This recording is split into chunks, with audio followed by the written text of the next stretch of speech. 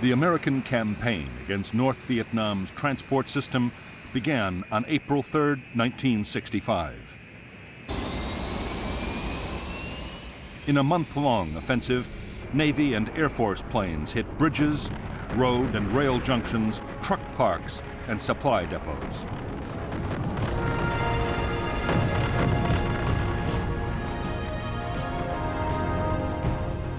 For the Americans, one of the most important targets was the Ham Rung Bridge across the Song Ma River. The bridge was a choke point for troops and supplies moving southwards.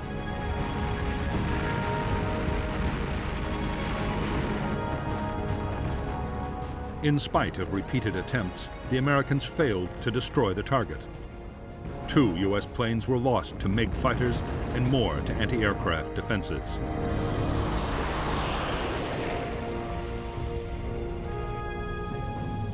Although the bombing was meant to damage the North Vietnamese military transport system, it also had political aims.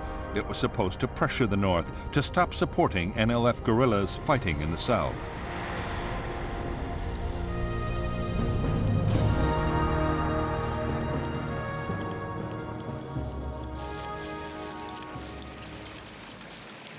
In spite of the mounting damage, Ho Chi Minh, the northern president, was defiant. In South Vietnam, the NLF were doing well on the battlefield. South Vietnamese government forces were on the defensive. Ho meant to continue supporting the war as long as his Chinese and Soviet allies provided the weapons and financial support to carry on.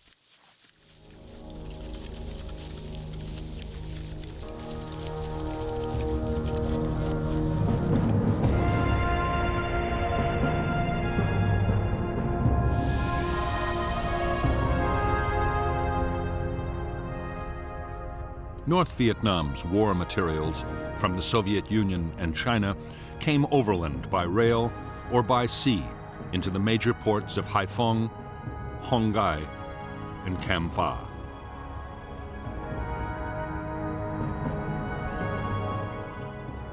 Supplies and troops destined for the war in the south were then sent on to staging areas, especially Dong Hoi. From there, they traveled into Laos by truck and bicycle and down the Ho Chi Minh Trail into South Vietnam. More troops and supplies went south by sea.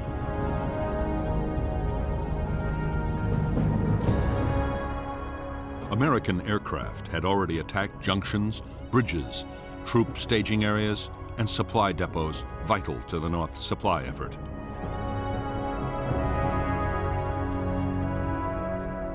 However, the northeast quadrant, with the population centers of Hanoi and Haiphong, would be left alone for the time being, at least. So too would the transport links to China, around which there were now heavy concentrations of Chinese anti-aircraft guns.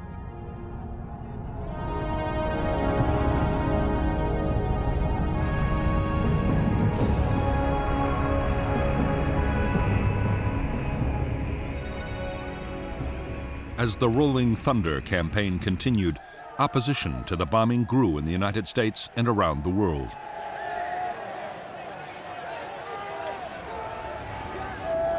On May 13, 1965, U.S. President Lyndon Johnson agreed to halt the bombing for 5 days. As Johnson had expected, North Vietnam firmly rejected his overture.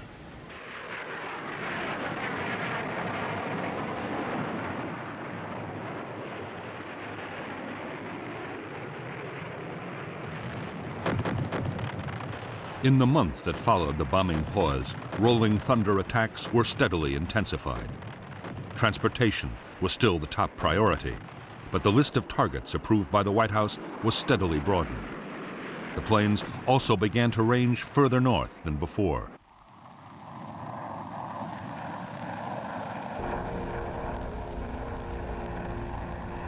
Soon, U.S. fighters had shot down their first MiGs of the air war.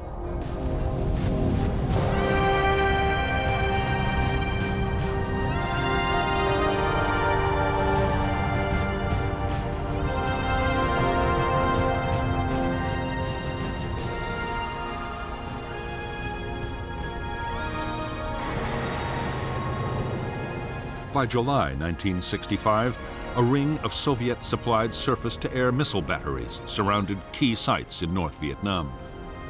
The SAM was 35 feet long and radar-guided.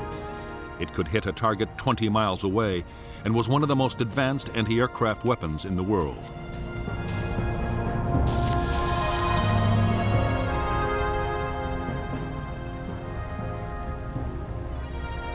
If the SAM's warhead detonated anywhere within 200 feet of an aircraft, it would almost certainly bring it down in flames.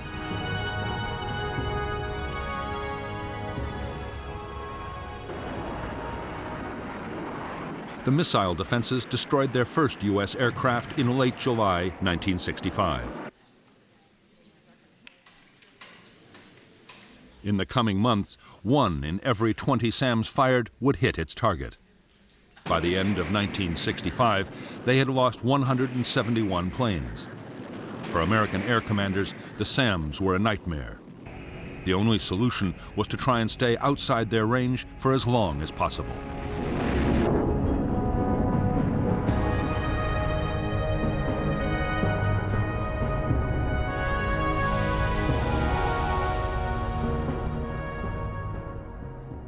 American aircraft were now attacking some carefully selected targets inside the northeastern quadrant of North Vietnam.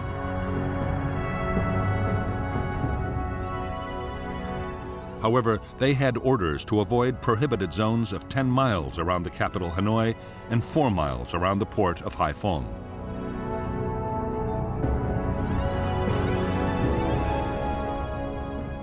In bigger zones around both cities, attacks were severely restricted, and the aircraft also had to stay out of a buffer zone along the border with China.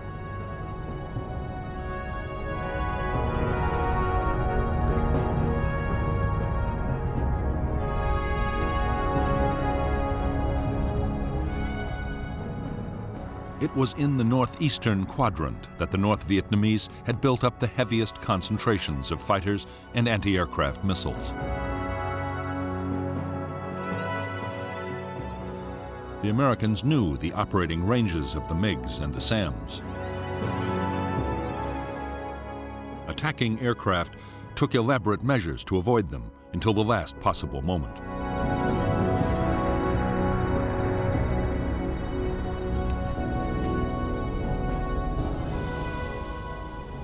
SAM missile sites were hard to find and even harder to destroy.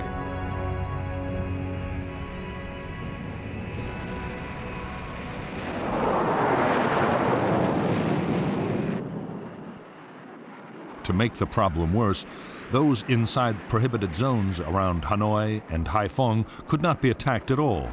It would be months before the restriction was lifted.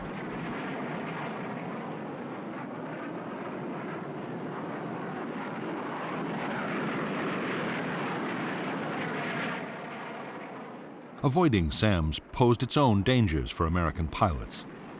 The missiles were most dangerous to planes flying at 20,000 feet or above. A low-flying aircraft was less at risk, but then it was inside the range of the anti-aircraft guns.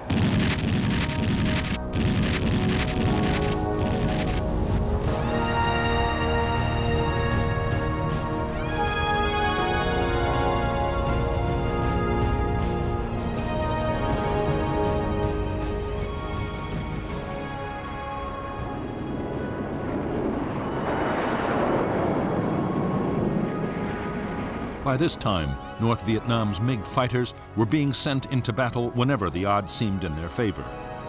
Always they fought under strict control from the ground.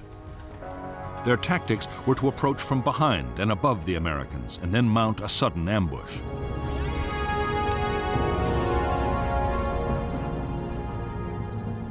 To the intense frustration of U.S. air commanders, American planes were strictly forbidden to attack North Vietnamese fighter bases.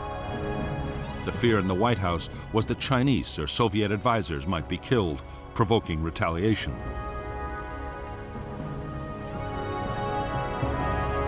An even bigger worry was that if the North's Air Force were destroyed, Chinese fighter units might take over the defense themselves.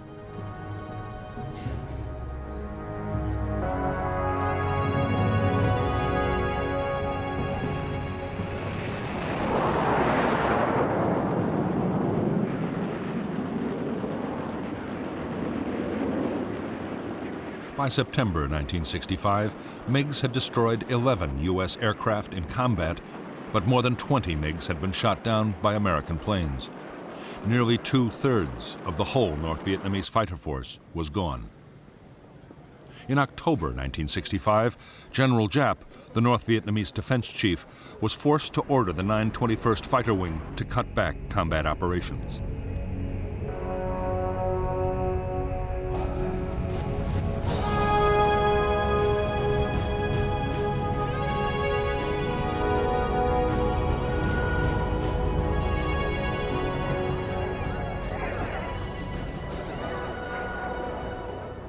On December 24, 1965, President Johnson announced another temporary halt to the bombing of North Vietnam and offered talks. Meanwhile, the war in the South was gathering pace. By the start of 1966, 184,000 U.S. troops had arrived in country.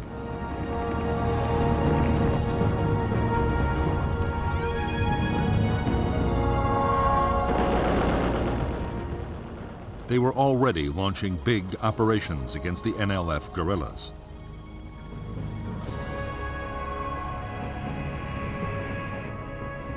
Months before, American leaders had decided that the air war in the South would, if necessary, take priority over operations against the North. Hundreds of transport aircraft and fighter bombers supported American troops. Strike aircraft could be called in by any combat unit in the field. Time after time, their bombs, rockets, and napalm saved American units being overrun by the Viet Cong, but they also hit thousands of civilians in their homes.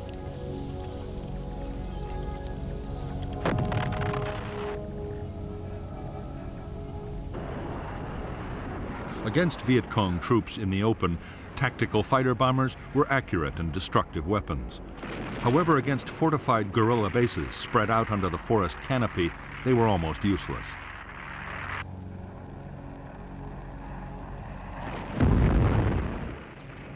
The solution suggested by the U.S. commander in Vietnam, General Westmoreland, was to carpet bomb with B-52s.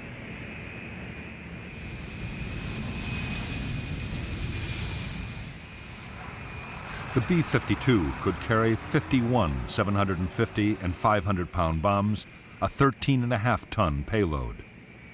A modified version, the Big Belly, could carry 108 750 and 500-pound bombs, a massive 31.75 tons. A cell of 3 B-52s could obliterate an area 3 miles long and 2 miles wide.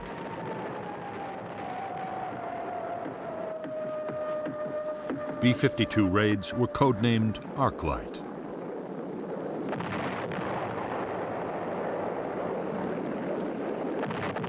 Each raid had involved a 12-hour round trip from Guam in the Pacific Ocean. The missions were possible only because for every bomber in the fleet, there was a tanker from Okinawa to refuel it in flight. The mission of the B-52 force was soon broadened to include the Ho Chi Minh Trail in Laos and passes feeding the trail just inside North Vietnam.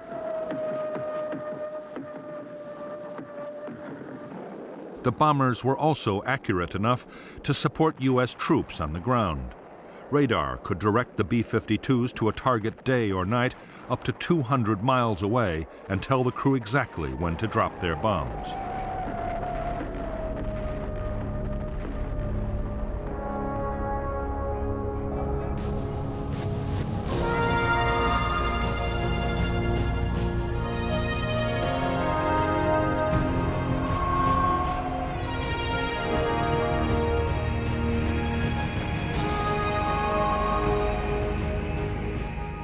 The pause in the bombing that President Johnson had ordered in December 1965 lasted 37 days. When the bombing restarted, it had coincided with appalling weather. North Vietnam was given a priceless breathing space in which to boost its defenses.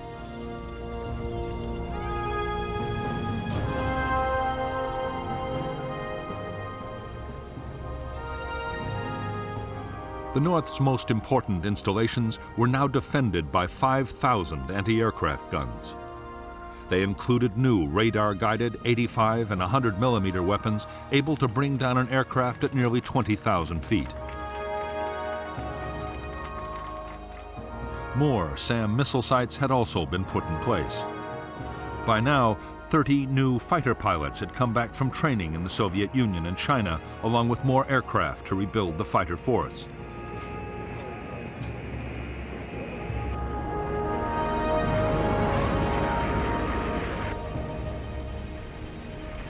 American aircraft losses were now 20 a month over North Vietnam.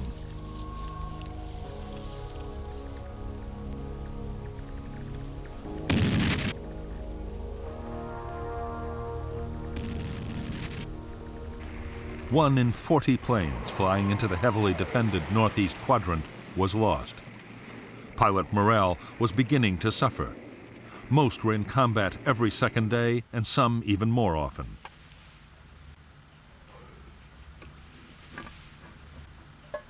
Realizing that dangerous problems were developing, the Americans moved to send more carrier pilots to Southeast Asia.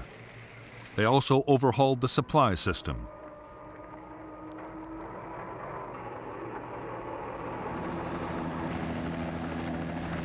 At the same time, other changes were made to help reduce American casualties and boost morale.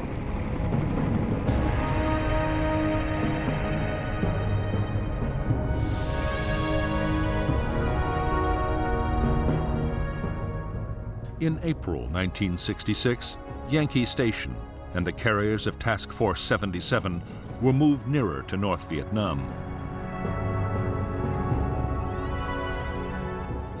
At the same time, 2 new search and rescue stations were created, called North and South. The stations were placed on the routes most used by U.S. strike aircraft.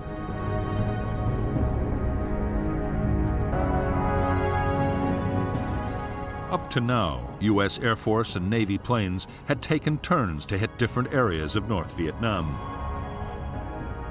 There were always problems of coordination. Now, the system was improved by allocating route packages. Route Package 1 was given to Military Assistance Command in the South as part of the war on the demilitarized zone.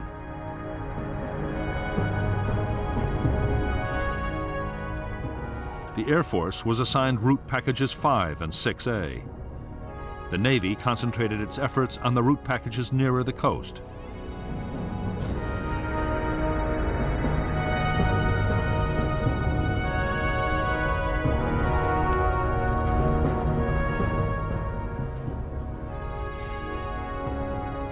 The route package system allowed American pilots to learn the defenses of their own target areas. Combined with the area's search and rescue operations, it did help save pilots' lives, but did little to reduce aircraft losses. In May and June 1966, 18 planes were shot down. 7 pilots were picked up by the search and rescue forces.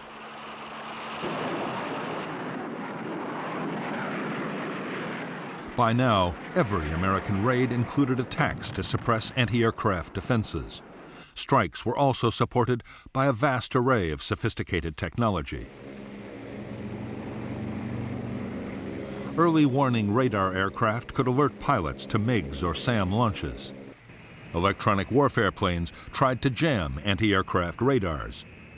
Wild Weasel strike aircraft, armed with the new Shrike radar-seeking missiles, were deployed to hit the SAM sites.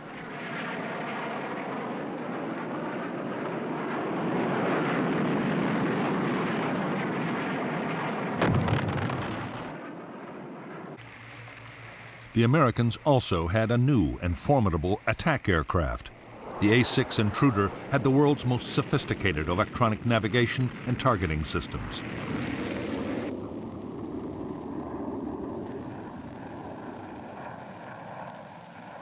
It could find and hit targets day or night in any weather and carried a 6.5-ton bomb load. In poor conditions, a pair of intruders could destroy a target that a normal raid of 100 aircraft might fail to hit.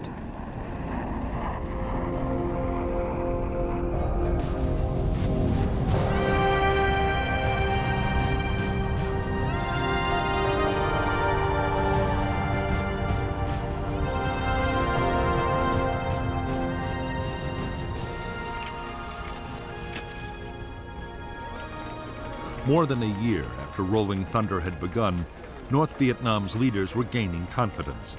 The bombing had unified the North Vietnamese people. Damaged railway stock, trucks, and industrial equipment were being replaced by the Soviet Union and China. Almost every day, a supply ship arrived in Haiphong Harbor.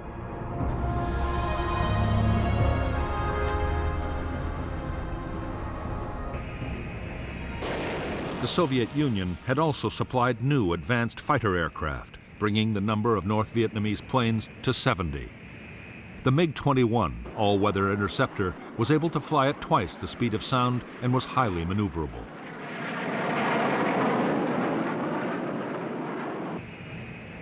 It was armed with 2 cannon and 2 Atoll infrared homing missiles, deadly weapons at medium ranges.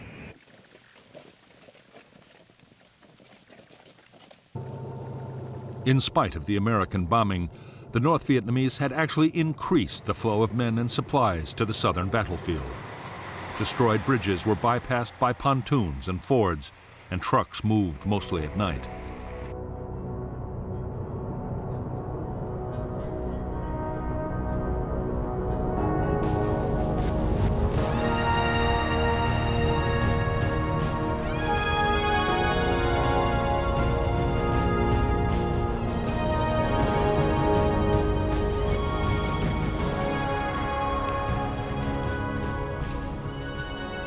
For months, the American Joint Chiefs of Staff in Washington had been urging the president to launch an all-out campaign against North Vietnam. Above all, they wanted to target petroleum and oil storage, the PAL system.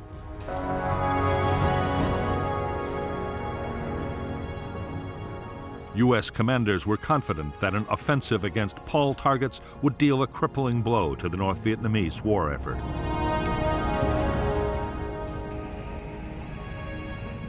The offensive was put off again and again. President Johnson was waiting for an answer to peace feelers sent out to Hanoi. When there was no response, the president approved the attacks. The first PAL raids on North Vietnam's fuel storage system were launched on June 29, 1966.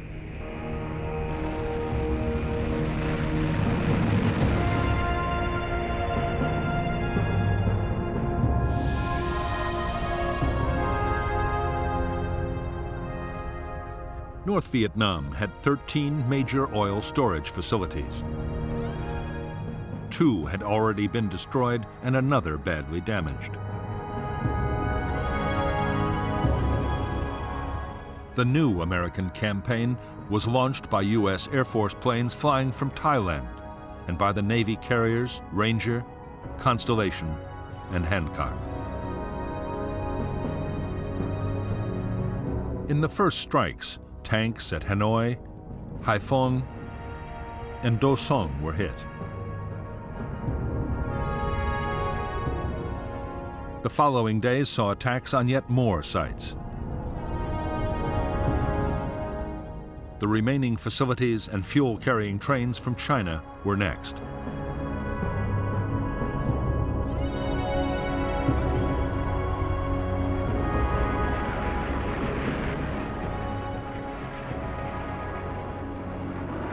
The American attacks were completely devastating.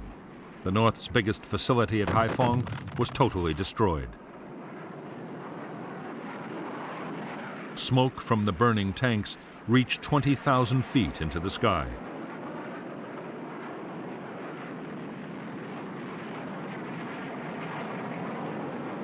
The PAL strikes lasted for several weeks. 76% of the designated oil facility targets in North Vietnam's main storage and pumping facilities were wrecked. So were half the barges used to ferry oil from tankers offshore. The reaction from North Vietnam's air defenses was furious. SAMs and anti-aircraft guns were reinforced as the raids went on.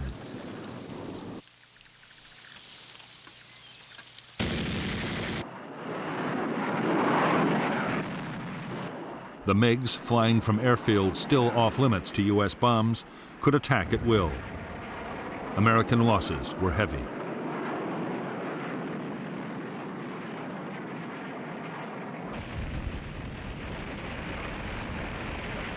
In spite of the massive size of the Paul campaign and the heavy cost in downed aircraft, the American raids had a limited effect.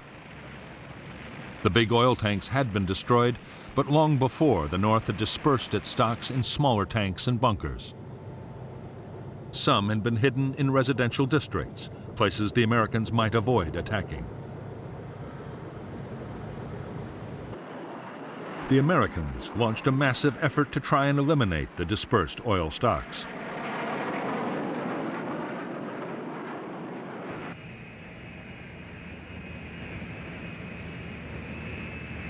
After heavy losses of planes and men, they had destroyed only a fraction. North Vietnam still had more than enough to supply its own needs and the needs of the trucks supplying the southern battlefield.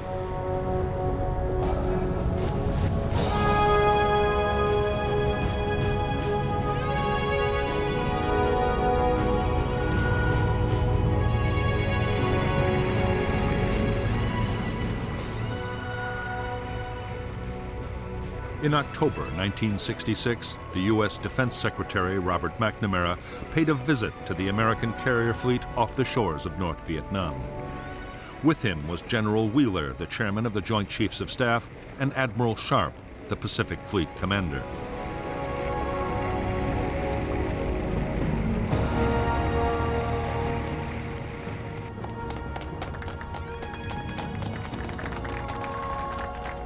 Over the past few months, McNamara had grown more and more disillusioned with the Rolling Thunder campaign. The North Vietnamese still showed no signs of abandoning the war. The failure of the Paul offensive had been the final straw. By now, the cost of Rolling Thunder had soared to $1,247 million, and more aircraft and crew lost every month.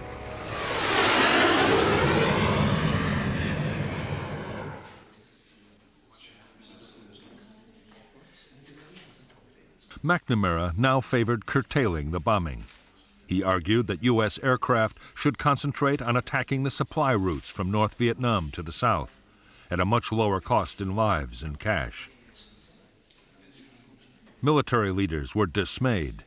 Their argument was that Rolling Thunder had failed because, with all the restrictions, it had never been given a chance to succeed.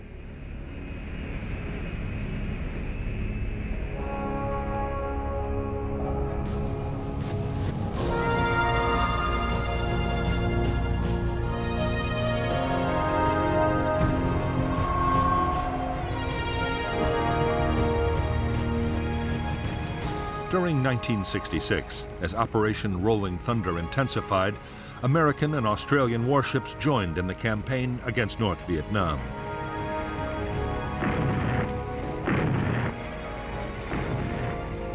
Operation Sea Dragon attacked more than 3,500 land targets, including bridges, railroad yards, and truck parks.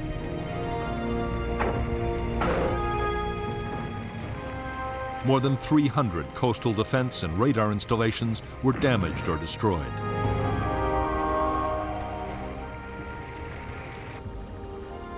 The attacks were fiercely resisted by North Vietnamese coastal artillery batteries.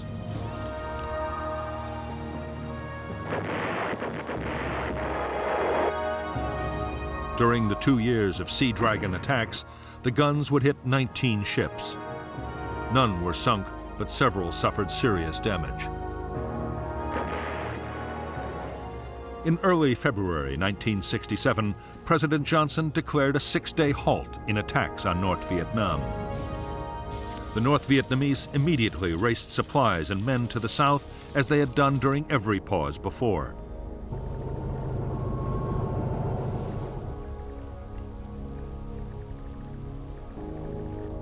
Ho Chi Minh replied to Johnson's offer of negotiations with a demand that the bombing stop completely.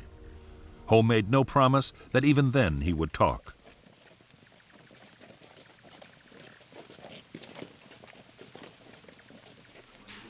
Ho's rebuff left Johnson frustrated and angry. It was now a contest of wills. To increase the pressure on North Vietnam, Johnson sanctioned attacks on a new list of bombing targets.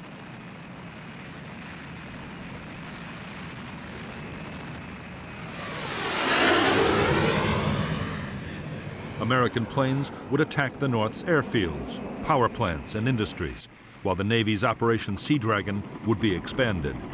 It was a major step towards an all-out campaign.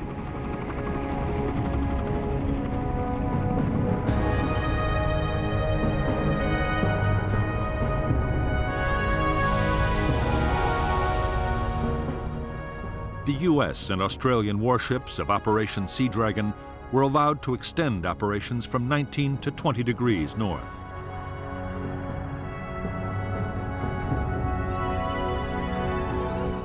Aircraft were sent to mine river mouths and later inland waterways as well, up to the same line.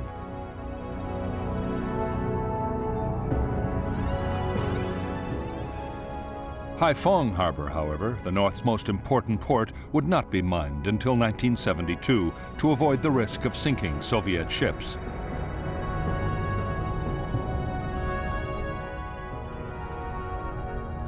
The new targets for U.S. bombers were the airfields, power plants, and industries of the northeastern quadrant.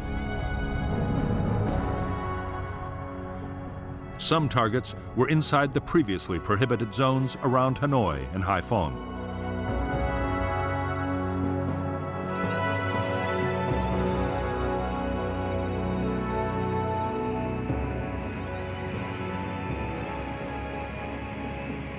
The American attacks on North Vietnam's airfields began on April 24, 1967.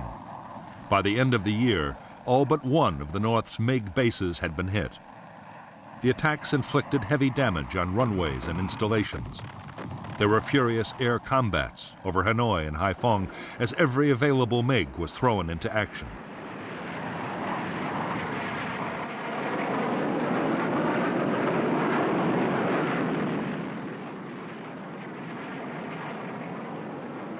After the airfield attacks came the strikes on industrial targets and power plants. 32% of the North's electrical power generating capacity was cut, but the remaining plants were adequate to supply most of the North's small industrial plants.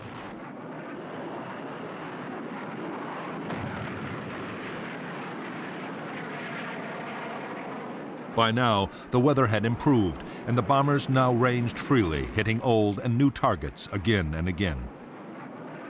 In May 1967, as desperate battles raged in the skies over Hanoi and Haiphong, the Americans shot down 26 North Vietnamese fighters.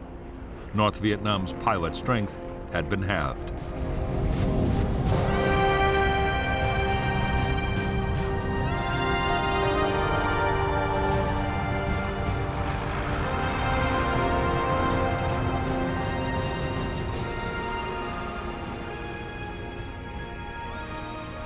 While the latest offensive against North Vietnam was still underway, in Washington a bitter argument was raging about strategy in Vietnam. President Johnson's civilian and military advisors were now completely at odds. The military wanted a major escalation of the air and ground war in an all-out push for victory. The civilians, especially Robert McNamara, were calling for the war effort to be leveled off.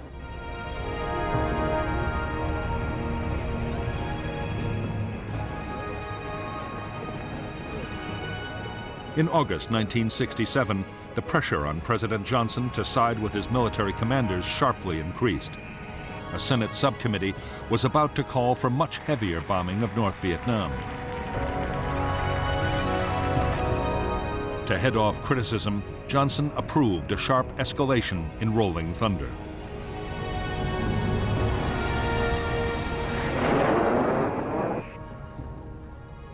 For the Defense Secretary, Robert McNamara, the decision to escalate was the end of the road.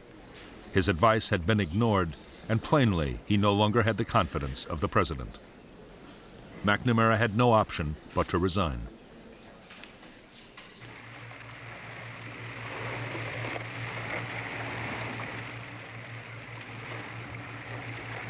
American aircraft now hit a whole list of previously banned targets, including power plants and rail yards inside the Hanoi Circle. The Paul Doumer Bridge linking Hanoi and Haiphong was attacked, and 2 of its spans dropped into the Red River.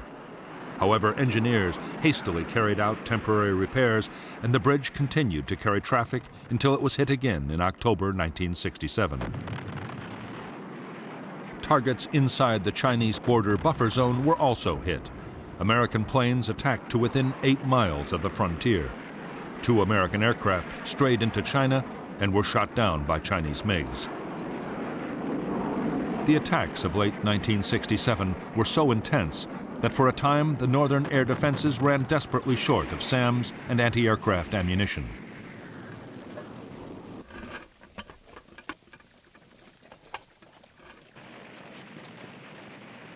Almost all important targets except Haiphong Port had been hit repeatedly.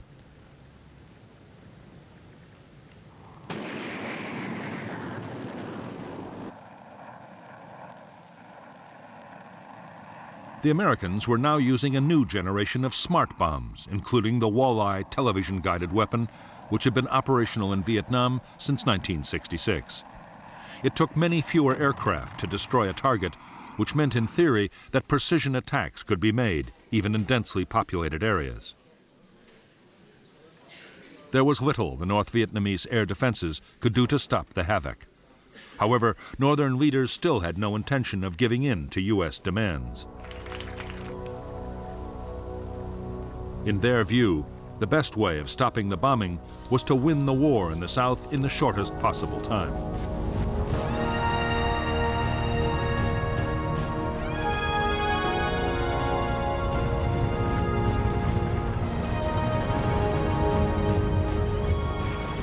In January 1968, 84,000 NLF and North Vietnamese Army troops launched their long-planned Tet Offensive.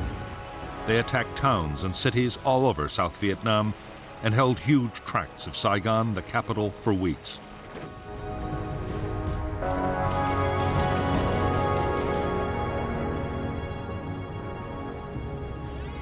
In the end, the Tet Offensive was a military disaster for the Viet Cong. 40,000 were killed in more than a month of savage fighting. However, in a way that had never been planned, the offensive was a political triumph.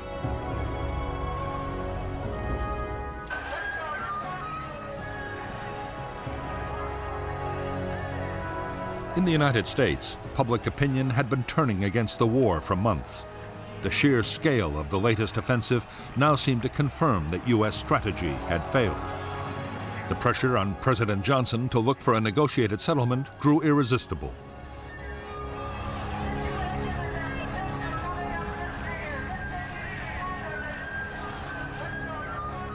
On March 31, 1968, Johnson announced that, as a goodwill gesture, he was restricting the bombing campaign to the extreme south of North Vietnam. With American sons in the field far away.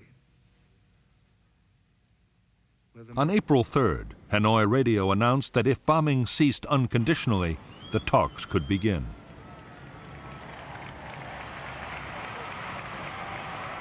The Paris peace process began on March 10, 1968. Almost at once, they stalled hopelessly.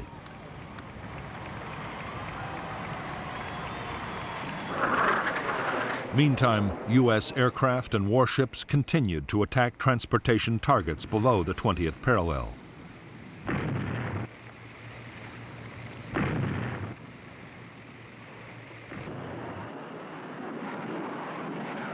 In October 1968, after several months of wrangling and on the eve of the U.S. presidential elections, there was a breakthrough.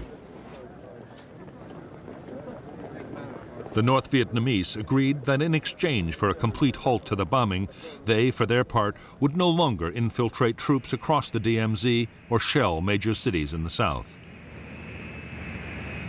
Johnson knew that being seen to oppose peace could damage his party's chances in the coming elections. Reluctantly, he agreed to stop the bombing.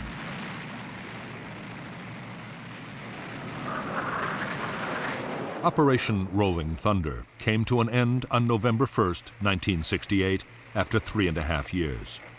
The campaign had cost more than 900 American aircraft. 818 pilots were dead or missing, and hundreds were in captivity.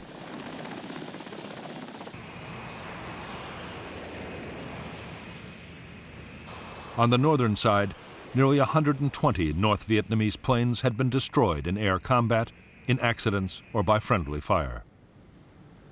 On the ground, according to McNamara's estimates, 182,000 civilians had been killed during Operation Rolling Thunder.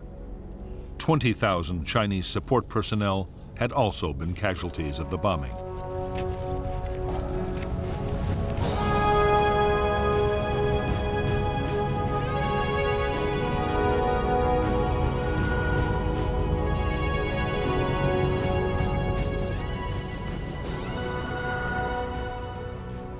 With the end of Rolling Thunder, North Vietnam immediately set about rebuilding its shattered transport system.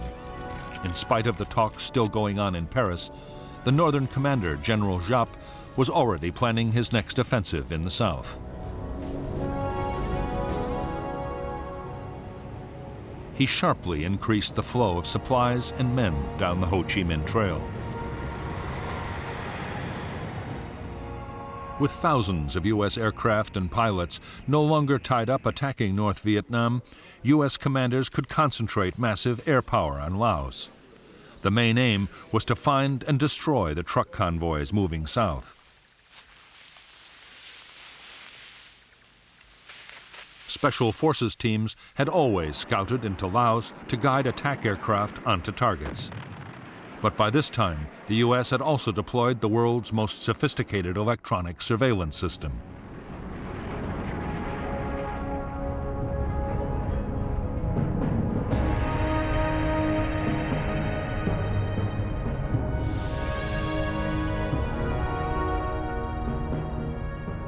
Between 1966 and 1971, in Operation Igloo White, American aircraft laid a sophisticated system of electronic sensors down the Ho Chi Minh Trail in Laos.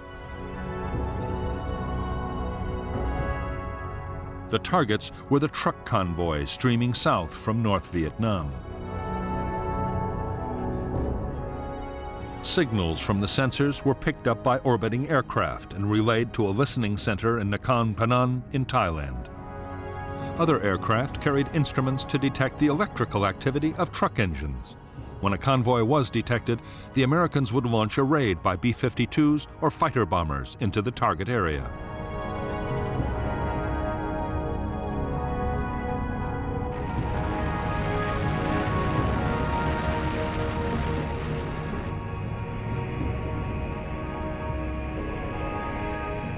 In 1968 alone, U.S. strike aircraft flew 88,000 strikes against targets in Laos.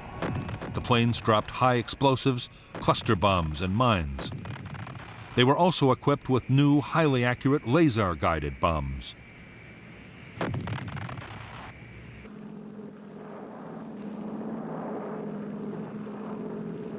In the front line of the war against the trucks, the formidable gunships known as Spooky played a vital part.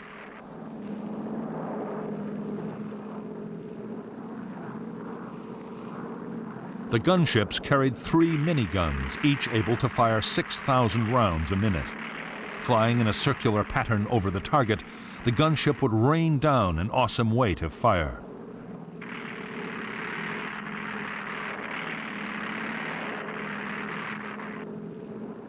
In 1969, the gunships alone claimed more than 10,000 trucks destroyed. However, the North Vietnamese had built 400 miles of new roads in Laos, and not even American electronics and computers could cover it all.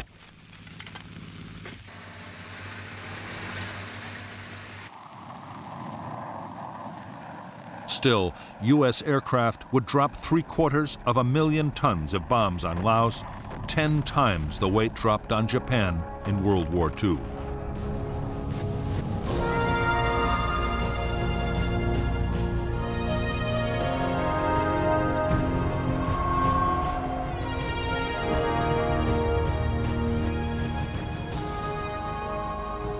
In January 1969, Richard Nixon took office as the new President of the United States. Nixon had promised to achieve what he called peace with honor.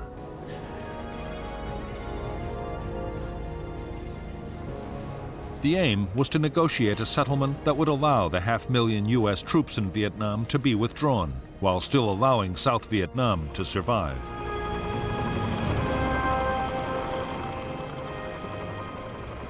The American plan was to prepare the South Vietnamese to take over their own defense. Officials called it Vietnamization. The regular armed forces would be built up to over 420,000 men. They would get modern weapons, including large numbers of tanks, guns, and aircraft.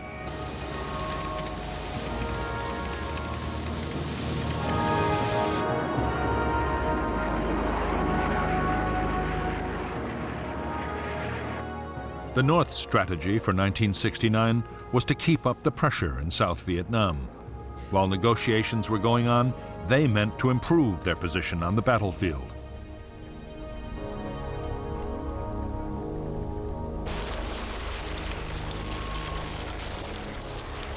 On the 22nd of February 1969, in a major offensive, assault teams and artillery attacked American bases all over South Vietnam, killing 1,140 Americans. At the same time, in an echo of Tet a year earlier, 100 towns and cities were hit. The American reaction was swift. Arc-light strikes by B-52s were launched on guerrilla base areas. Armor-piercing bombs dropped from 30,000 feet annihilated bunker and tunnel complexes.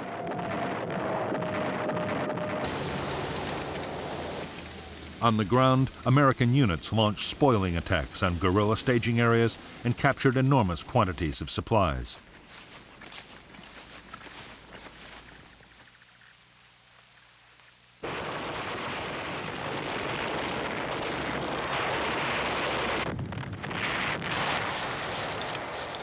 The heaviest fighting was around the capital, Saigon, but fights raged all over South Vietnam. In the first 3 weeks of battles, the Americans lost 1,100 men. However, American artillery and air power overwhelmed the Viet Cong offensive.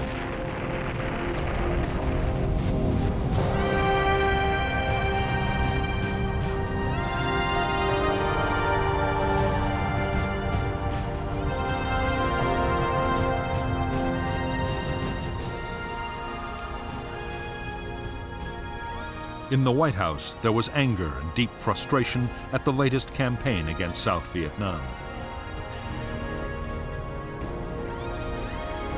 President Nixon and his advisors were determined to retaliate to show that the U.S. was serious about defending its ally.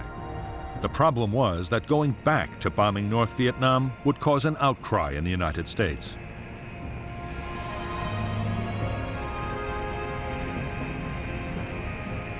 Nixon's plan was to bomb Viet Cong staging areas in Cambodia.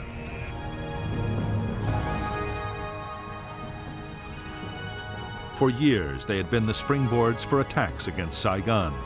These jungle areas held tens of thousands of troops and vast stores of supplies and weapons.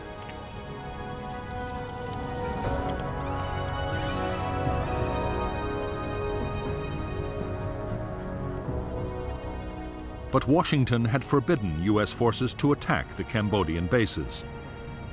Legally, Cambodia was a neutral state, and there was a risk that American action could draw Cambodia into the war.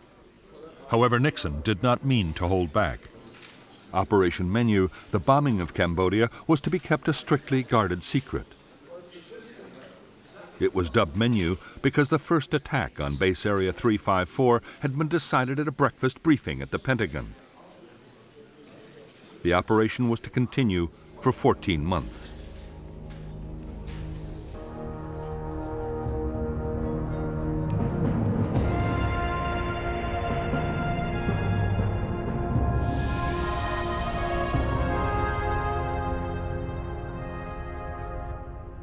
as well as the Ho Chi Minh Trail running from North Vietnam, NVA forces were also supplied by North Vietnamese and Soviet ships, which were allowed to dock at Sihanoukville.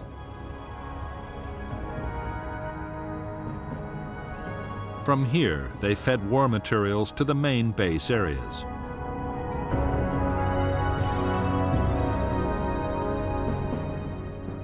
The biggest Viet Cong strongholds were west and north of Saigon, in the areas known as the Parrot's Beak and the Fish Hook.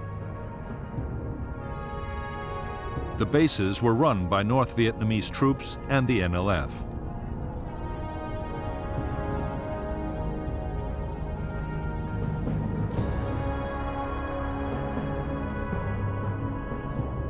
Starting in February 1969, American B-52 bombers from Thailand launched devastating strikes against each of the base areas in turn.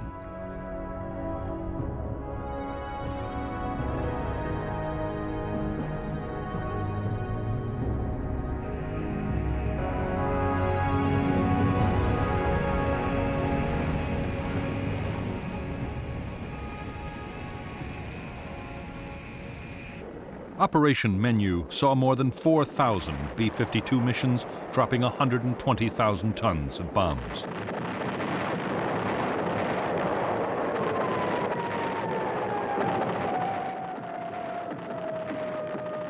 In later campaigns, B-52s supported American and South Vietnamese ground incursions into Cambodia and backed Cambodian government forces against the Khmer Rouge guerrillas.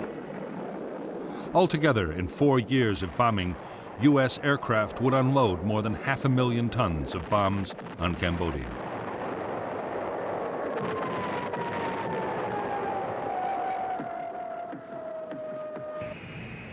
On orders from the White House, extraordinary measures were taken to keep the Cambodian bombing a secret. Defense Department officials always claimed the raids were over South Vietnam. Because the planes were guided to their target by radar at the Bien Hoa air bases, and orders to drop the bombs were also issued from there, often the pilots themselves did not know they were bombing Cambodia. Those that did were ordered to falsify their flight logs upon returning to base to maintain the secrecy.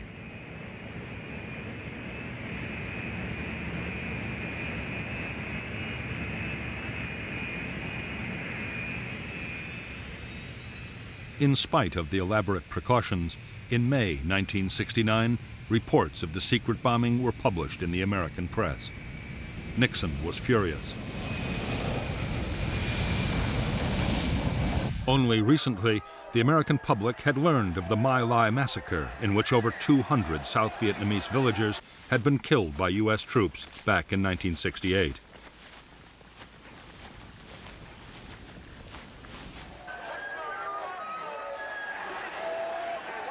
Anti-war feeling had also been fueled by news of the bloody Battle of Hamburger Hill. American troops had suffered heavy casualties capturing the hill, only for it to be abandoned later.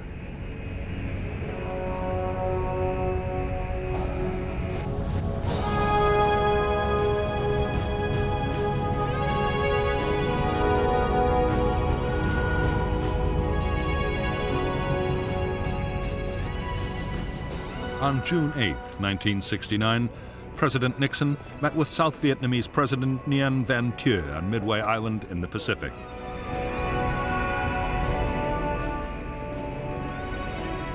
Nixon announced that 25,000 U.S. troops would be withdrawn from Vietnam immediately. The 9th Marines would be the first to head for home. It was the first U.S. troop reduction in the history of the war in Vietnam.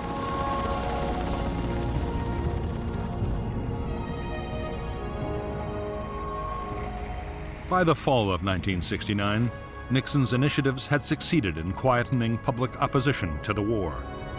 To keep up the momentum, the president announced a second batch of troop withdrawals and promised to reduce the draft call.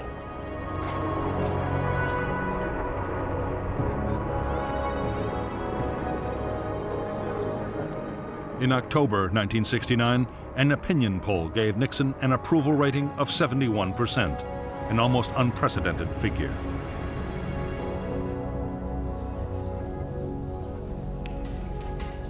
Although Nixon was preparing to pull out American troops, he had no intention of giving up on Vietnam.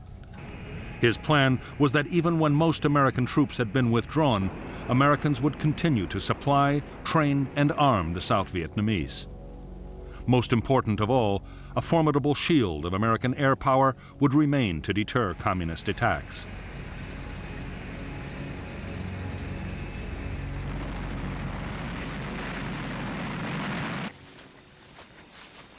As ground combat in South Vietnam fell to its lowest level in 6 years, the prospects for success looked increasingly good in Washington.